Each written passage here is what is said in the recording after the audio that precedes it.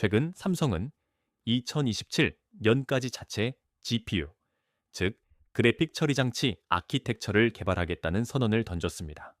세간은 이 소식을 듣고 삼성이 드디어 AI 칩의 제왕인 엔비디아의 턱 밑까지 추격하는 것이 아니냐며 들뜬 기대를 보였습니다. 하지만 그것은 이 거대한 체스판의 절반만 읽은 것입니다. 놀랍게도 삼성의 목표는 챗 GPT를 구동하는 거대한 데이터 센터용 GPU가 아닙니다. 바로 당신의 손바닥 위에 놓인 스마트폰, 그 좁고 치열한 공간의 두뇌인 AP 속에 들어갈 아주 작은 모바일 GPU에 대한 이야기입니다. 스마트폰 부품 하나를 직접 만들겠다는 것이 왜 이토록 무거운 뉴스여야 할까요? 표면적으로는 단순한 부품 국산화처럼 보일지도 모릅니다. 그러나 그 본질은 훨씬 더 서늘합니다. 이것은 삼성이 지난 수십 년간 유지해온 타인의 지능을 빌려 쓰던 구조에서 벗어나 핵심 연산 엔진을 스스로 통제하겠다는 선언입니다. 그래픽과 AI 연산이 하나의 덩어리로 묶이는 시대에 모바일 GPU는 단순한 게임용 부품이 아닙니다. 그것은 기기 자체의 생존과 전력 효율을 좌우하는 이른바 온디바이스 AI의 가장 예민한 신경세포가 될 것이기 때문입니다. 지금까지 삼성의 방식은 마치 정교한 레고 블록을 조립하는 것과 같았습니다. 영국의 ARM이 설계한 기본 도면을 빌려오고 AMD나 퀄컴의 그래픽 기술이라는 부품을 사와 삼성의 제조 역량으로 통합했습니다. 칩 하나가 팔릴 때마다 삼성은 그들에게 막대한 로열티를 지불했습니다. 일종의 자릿세입니다. 실제로 ARM은 이러한 설계도, 대여 사업만으로 지난 한 해 4조 원이 넘는 수익을 올렸습니다. 세계 최고의 메모리 반도체 제조사라는 삼성의 화려한 타이틀 이면에는 시스템 반도체의 핵심 설계 영역에서만큼은 타인의 기술에 기댈 수밖에 없는 거대한 세입자의 그림자가 지치게 깔려 있었습니다. 왜 하필 지금 삼성은 이토록 위험하고 막대한 자금이 투입되는 독립을 선언한 것일까요? 그 질문에 대한 답은 우리가 마주한 패러다임의 전환 속에 숨겨져 있습니다. 정답은 온디바이스 AI라는 거대한 패러다임의 전환 속에 있습니다. 우리가 싸우던 기술의 전장이 통째로 바뀌었기 때문입니다. 지금까지 AI가 작동하던 방식을 조용히 복귀해 보십시오. 당신이 스마트폰을 향해 오늘의 날씨를 물으면 그 짧은 질문은 거대한 통신망을 타고 수천 킬로미터 떨어진 어딘가의 슈퍼컴퓨터로 날아갑니다. 그곳의 거대한 뇌가 답을 계산해 다시 보내줄 때까지 당신의 스마트폰은 스스로 생각하는 주체가 아니었습니다. 그저 멀리 있는 본사의 답변을 받아 읽어주는 무력한 단말기에 불과했죠. 모든 지능은 저 멀리 구름 위, 클라우드 속에 은폐되어 있었습니다. 하지만 이제 시대가 변했습니다. AI 혁명의 두 번째 파도가 밀려오고 있습니다. 바로 온디바이스 AI 시대의 개막입니다. 이름 그대로 이제 지능이 구름 위를 떠나 우리 손안의 기기 안으로 직접 파고드는 것입니다. 스마트폰, AI 안경, XR, 헤드셋, 자동차, 그리고 일상의 가전제품까지. 모든 기기가 스스로 생각하고 판단하는 시대가 열린 것입니다. 이 변화는 단순한 기술의 진보가 아닙니다. 우리가 기기를 신뢰하고 사용하는 방식 자체를 근본적으로 뒤흔듭니다. 남의 기술을 빌려와 조립하는 방식으로는 결코 이 새로운 시대의 승자가 될 수 없습니다. 삼성이 이토록 위험한 독자 개발의 길을 선택한 이유는 결국 생존이라는 단어 하나로 귀결됩니다. 그렇다면 온디바이스 AI는 대체 무엇이기에 우리는 굳이 기기 내부의 거대한 지능을 가두려 하는 것일까요? 온디바이스 AI가 지배할 세상에서 기기가 스스로 생각해야 하는 이유는 명확합니다. 첫째는 속도, 더 정확히 말하면 생존의 찰나 때문입니다. 자율주행차가 갑자기 튀어나온 아이를 발견했을 때 그 데이터를 구름 위 서버로 보내 판단을 기다릴 여유는 없습니다. 0.1초의 지연은 기술적 결함이 아니라 치명적인 사고로 직결됩니다. 우리 눈앞의 외국어 간판을 실시간으로 번역하는 AI 안경 또한 마찬가지입니다. 지연이 발생하는 순간 증강현실은 현실과의 연결고리를 놓치고 파편화된 이미지로 전락합니다. 둘째는 보안입니다. 당신의 수면 기록, 지극히 사적인 대화, 그리고 예민한 금융 기록이 외부 서버로 전송된다는 사실을 떠올려 보십시오. 누군가 들여다볼 수 있다는 불안감은 현대인의 고질적인 공포입니다. 온디바이스 AI는 모든 데이터를 기기 내부라는 요새 안에 가둠으로써 이 위험을 원천적으로 차단하려 합니다. 셋째는 비용입니다. 수십억 대의 기기가 내뿜는 데이터의 파도를 감당하기엔 통신망과 서버의 유지 비용은 이미 한계점에 도달해 있습니다. 이 거대한 전쟁의 최전선에는 퀄컴이라는 지배자가 서 있습니다. 그들은 자신들의 칩을 단순한 부품이 아닌 모든 기기를 통제하는 지능형 컴퓨팅 플랫폼이라 명명했습니다. 스마트폰을 넘어 자동차와 가정까지 아우르는 거대한 생태계의 주인이 되겠다는 야심입니다. 이 흐름 속에서 삼성의 위치를 보면 고민은 더욱 깊어집니다. 경쟁자들이 핵심 엔진의 설계도를 직접 그려나갈 때 삼성은 여전히 타인이 정해준 규격 안에서 조립에 열중하고 있었기 때문입니다. 이런 방식으로는 전력 효율도, AI 연산의 특화도, 장기적인 차별화도 결코 보장할 수 없습니다. 결국 삼성의 GPU 개발은 단순한 성능 향상을 위한 선택이 아닙니다. 그것은 타인이 설계한 시스템의 부속품으로 남을 것인가, 아니면 스스로 미래의 심장을 만들 것인가를 결정짓는 필사적인 항전의 시작입니다. 그러나 이 거창한 선언 뒤에는 우리가 애써 외면하고 싶었던 과거의 처참한 기억이 그림자처럼 따라붙고 있습니다. 삼성의 이 자체 개발 선언은 사실 처음이 아닙니다.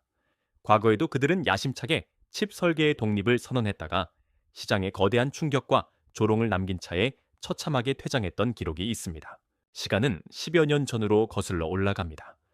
삼성은 과거 몽구스라는 코드명으로 자체 CPU 코어 개발 프로젝트를 진행했습니다. 당시 그들의 목표는 단 하나였습니다. ARM이 제공하는 기성품 설계도를 쓰는 수준을 넘어 스마트폰의 두뇌 싸움에서 애플과 퀄컴을 압도하는 세계 최고의 CPU를 직접 설계하는 것. 초기 성적은 눈부셨습니다. 몽구스 코어를 탑재한 삼성의 엑시노스 칩은 벤치마크 테스트에서 경쟁사인 퀄컴의 스냅드래곤을 압도하는 수치를 기록하며 세상을 놀라게 했습니다. 숫자로만 보면 분명한 성공이었습니다. 그러나 실제 사용자들의 경험은 정반대였습니다. 게임을 켜면 스마트폰이 손난로가 된다. 배터리가 눈 녹듯 사라진다. 비명이 터져 나오기 시작했습니다. 숫자는 이겼지만 기기는 패배하고 있었던 것입니다. 도대체 무슨 일이 벌어진 걸까요? 최고의 성능을 냈지만 최악의 칩이라는 오명을 쓰게 된 이유. 그것을 단순히 하드웨어 설계를 잘못했다는 말로만 설명하면 핵심을 놓치게 됩니다. 몽구스의 실패는 하드웨어 설계와 전력 관리, 그리고 운영체제의 스케줄링이 하나의 유기체처럼 맞물리지 못할 때 발생하는 시스템적 재앙이었습니다. 세계 최고의 F1 엔진을 만들었다고 가정해 보십시오.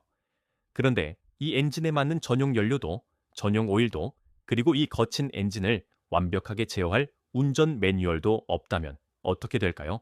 결국 일반 휘발유를 넣고 달리는 셈입니다. 엔진은 금방 과열될 것이고 연비는 최악일 수밖에 없습니다. 제 성능이 나올 리가 없죠. 삼성은 하드웨어라는 육체는 빚어냈을지 몰라도 그 육체를 다스릴 정신인 전용 소프트웨어와 컴파일러를 완벽하게 구축하지 못했습니다. 결국 2019년 삼성은 막대한 비용과 수년간의 공을 들인 몽구스 프로젝트의 폐기를 선언합니다. 텍사스 오스틴에 있던 핵심 연구소의 문을 닫아야만 했죠. 이는 삼성에게 단순히 하나의 프로젝트가 끝난 사건이 아니었습니다. 하드웨어 제조의 관성만으로 시스템 반도체의 높은 벽을 넘으려 했던 오만이 얼마나 위험한지를 깨닫게 해준 값비싼 수업이었습니다. 하지만 몽구스의 망령은 여전히 삼성의 주변을 맴돌고 있습니다. 이제 삼성은 더 깊고 더 본질적인 문제를 마주해야 합니다. 성능의 발목을 잡는 진짜 벽은 어쩌면 우리가 미처 생각지도 못한 곳에 숨어 있을지도 모르니까요. 삼성의 뼈아픈 실패는 하드웨어만으로는 부족하다는 교훈을 남겼습니다. 하지만 AI 시대의 경쟁에는 그보다 훨씬 더 깊고 본질적인 장벽이 버티고 있습니다. 이것은 단순히 하드웨어를 잘 만들고 소프트웨어를 최적화하는 기술적 숙련도의 문제를 넘어섭니다. CPU나 GPU가 아무리 빛의 속도로 빨라진다 해도 물리적으로 결코 넘을 수 없는 거대한 통곡의 벽. 공학자들이 메모리 벽이라 부르는 메모리 병목 현상이 바로 그것입니다. 이 구조적인 모순을 이해하기 위해 하나의 풍경을 상상해 보십시오. 여기 세계 최고의 요리사 2명, CPU와 GPU가 있습니다. 그들이 요리할 재료는 메모리라는 거대한 냉장고에 보관되어 있습니다. 그런데 전통적인 컴퓨터의 구조는 요리사들의 주방과 재료가 있는 냉장고가 서로 다른 건물에 멀리 떨어져 있는 것과 같습니다. 요리사가 스테이크 하나를 구우려면 저 멀리 떨어진 건물까지 달려가 고기라는 데이터를 자신의 주방으로 복사해 와야 합니다. 다른 요리사가 디저트를 만들 때도 똑같은 복도를 지나 냉장고까지 긴 여행을 떠나야 하죠. 이 비효율적인 구조 안에서 요리사들은 요리하는 시간보다 재료를 실어 나르는데 훨씬 더 많은 진을 뺍니다. 데이터가 오가는 통로인 복도는 항상 정체되고 교통체증이 일어납니다. 실제로 연산 자체에 드는 에너지보다 데이터를 이리저리 옮기는데 수백 배 더 많은 에너지가 소모된다는 사실은 현대의 연산 시스템이 얼마나 기만적인 효율 위에 서 있는지를 적나라하게 보여줍니다. 특히 AI처럼 상상할 수 없을 만큼의 거대한 데이터를 실시간으로 섭취해야 하는 시대에 이 병목 현상은 단순한 지연을 넘어 시스템 전체를 마비시키는 치명적인 사슬이 됩니다. 성능의 한계는 연산 능력의 부족이 아니라 데이터를 실어 나르는 그 지루하고 긴 복도에서 결정되고 있었던 것입니다. 그런데 모두가 이 벽 앞에서 좌절하거나 타협하고 있을 때 이 고질적인 문제를 지극히 우아하고도 냉혹한 방법으로 해결하며 시장의 판도를 뒤흔든 기업이 등장했습니다. 모두가 그 거대한 벽 앞에서 좌절하고 있을 때 이 고질적인 문제를 지극히 우아하고도 냉혹한 방법으로 해결하며 시장의 판도를 뒤흔든 기업, 바로 애플입니다. 애플은 M 시리즈 칩을 세상에 내놓으며 반도체 설계의 패러다임을 완전히 바꾸어 놓았습니다. 그 비결은 통합 메모리 아키텍처, 즉 UMA라 불리는 기술이었습니다.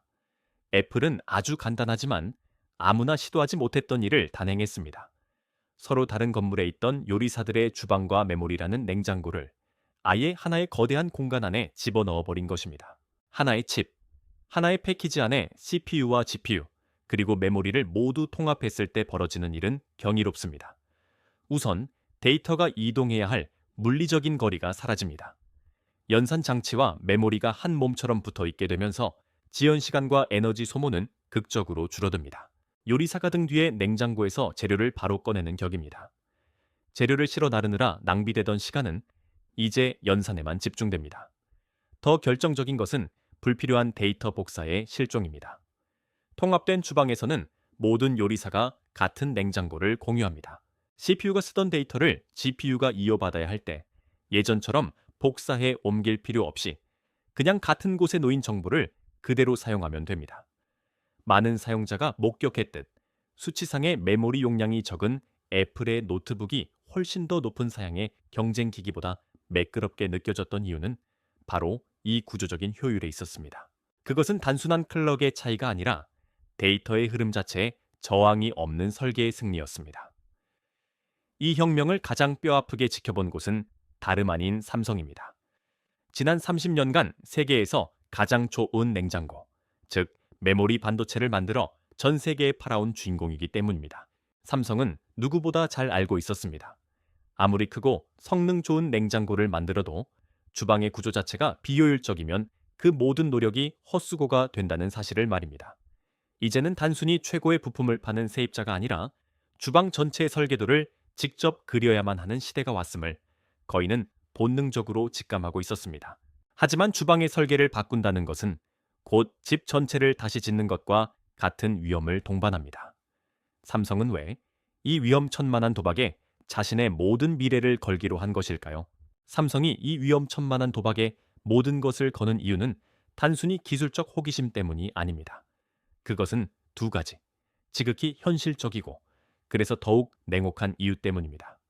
첫 번째는 보이지 않는 조공의 굴레를 끊어내는 것입니다. 지금까지 삼성은 모바일 칩을 만들 때마다 핵심 설계 자산에 대해 막대한 라이선스 비용과 로열티를 지불해왔습니다. 스마트폰이 많이 팔릴수록 타사의 배를 불려주는 이 기묘한 구조는 영업이익률을 내부에서부터 갉아먹는 보이지 않는 암세포와 같았습니다. 단기적인 수익률의 문제가 아닙니다. 이것은 규모가 커질수록 구조적으로 불리해지는 세입자의 딜레마입니다. 돈보다 더 본질적인 이유는 따로 있습니다. 바로 최적화와 확장성, 즉 설계의 주권입니다. 이것은 삼성이 단순한 제조업체를 넘어 애플과 같은 플랫폼 제국으로 도약하기 위한 최후의 열쇠입니다. 남의 설계도를 빌려 쓰는 것은 규격화된 조립식 주택 키트를 사서 집을 짓는 것과 같습니다. 빠르고 편리하지만 내 가족의 습관에 딱 맞는 방을 만들거나 특별한 공간을 배치할 자유는 허락되지 않습니다. 삼성의 자체 아키텍처는 바로 이 직접 그리는 설계도입니다. 이 도면이 손에 쥐어질 때 삼성은 비로소 자신들의 제품에 100% 최적화된 심장을 이식할 수 있습니다. 성능 점수 몇 점을 올리는 차원이 아닙니다. 오직 삼성의 기기에서만 경험할 수 있는 독보적인 사용자 경험, 즉 삼성만의 색깔을 하드웨어 레벨에서부터 통제할 수 있는 힘이 생기는 것입니다. 그리고 이 야심은 스마트폰이라는 작은 상자에만 머물지 않습니다. 같은 설계 철학을 바탕으로 XR 기기, 웨어러블, 자동차, 그리고 인간의 노동을 대체할 로봇까지 삼성은 자신들이 만드는 모든 기기의 혈관에 똑같은 설계 언어를 흐르게 하려 합니다. 결국 하드웨어를 파는 회사에서 그 하드웨어를 기반으로 한 거대 플랫폼을 운영하는 회사로 신분을 바꾸겠다는 선언입니다. 하지만 모든 도박에는 대가가 따르는 법입니다. 판돈이 커질수록 실패의 그림자는 더욱 짙게 드리워집니다. 과연 2027년 우리가 목격하게 될 것은 거인의 화려한 비상일까요? 아니면 감당할 수 없는 무게에 짓눌린 추락일까요? 삼성은 지난 30년간 세계 최고의 메모리 반도체, 즉 세상에서 가장 좋은 냉장고를 만들어 팔았던 제왕이었습니다. 하지만 그들은 이제 깨달았습니다. 아무리 크고 빠릿한 냉장고를 만들어봤자 주방의 구조 자체가 비효율적이면 결국 요리사의 손은 느려지고 재료는 썩어간다는 것을요. 지금까지의 삼성은 주방을 지배하는 설계자가 아니라 질 좋은 식재료와 냉장고를 납품하는 핵심 공급 업체에 머물러 있었습니다. 하지만 온디바이스 AI 시대는 더 이상 좋은 부품만으로 생존을 담보하지 않습니다. 이제는 칩의 구조 그 자체를 바꾸는 근본적인 수술이 필요합니다. 삼성이 자신의 강점인 메모리 세계 1위라는 지위를 이용해 직접 칩의 설계도를 그리겠다고 나선 것은 단순히 사업 영역을 넓히는 수준이 아닙니다. 그것은 자신의 운명을 타인의 설계에 맡겼던 지난 세월에 대한 종언이며 메모리라는 강력한 무기를 중심으로 시스템 전체를 재편하겠다는 권력의 의지입니다. 이것은 성공한다면 모든 것을 얻지만 실패한다면 거인이 가진 유일한 자존심마저 상처 입을 수 있는 위험천만한 도박입니다. 그럼에도 삼성은 왜 2027년이라는 구체적인 시한까지 못 박으며 이토록 서두르는 것일까요? 그들이 보고 있는 2027년의 세계는 과연 어떤 모습일까요? 이제 우리에게 남은 질문은 단 하나입니다. 모든 위험을 감수한 끝에 마주할 삼성의 결말은 무엇인가? 2027년이라는 시한은 단순한 기술적 목표가 아닙니다. 그것은 삼성이 제조 강국의 유산을 지킬 것인지 아니면 기술 제국의 설계자로 거듭날 것인지를 결정짓는 운명의 분기점입니다. 시나리오는 극명하게 갈립니다. 먼저 성공의 세계를 들여다보겠습니다. 삼성이 자체 GPU를 안정적으로 탑재하고 온디바이스 AI의 전력 효율과 소프트웨어 호환성이라는 두 마리 토끼를 잡아낸다면 시장은 삼성을 완전히 다른 눈으로 보기 시작할 것입니다. 지금까지 삼성전자는 메모리 반도체의 호황과 불황에 따라 실적이 출렁이는 소위 사이클의 노예로 평가받아 왔습니다. 하지만 독자적인 연산 엔진을 통제하게 되는 순간 삼성은 애플에 비견되는 플랫폼형 반도체 기업으로 재분류될 것입니다. 이것이 중요한 이유는 기업의 정체성이 바뀌면 주가를 결정하는 문법 자체가 달라지기 때문입니다. 실적의 숫자보다 그들이 쥐고 있는 기술의 지배력이 가치를 증명하는 시대가 열리는 것입니다. 반면 실패의 세계는 냉혹합니다. 만약 2027년의 도전이 다시 한번 무위로 돌아간다면 삼성은 다시 외부 기술에 의존하는 거대한 조립 공장의 지위로 회귀하게 될 것입니다. 독자 개발의 서사는 사라지고 우리에게 익숙한 메모리 가격과 실적 발표에 일일비하는 과거의 프레임만 남게 되겠죠. 그것은 단순히 하나의 칩이 실패하는 것을 넘어 다음 세대의 설계도에서 삼성의 이름이 지워지는 것을 의미합니다. 결국 이 이야기는 GPU라는 부품 하나를 더 만드는 것에 대한 기록이 아닙니다. 그것은 메모리 반도체 최강자가 자신의 운명을 타인의 손에 맡길 것인지 아니면 스스로 미래를 설계할 것인지를 결정한 찰나의 기록입니다. 이 위험한 도박이 끝났을 때 우리가 들고 있을 스마트폰 안에는 과연 누구의 심장이 뛰고 있을까요? 그리고 그 심장은 우리의 일상을 어떻게 침묵 속에서 통제하게 될까요?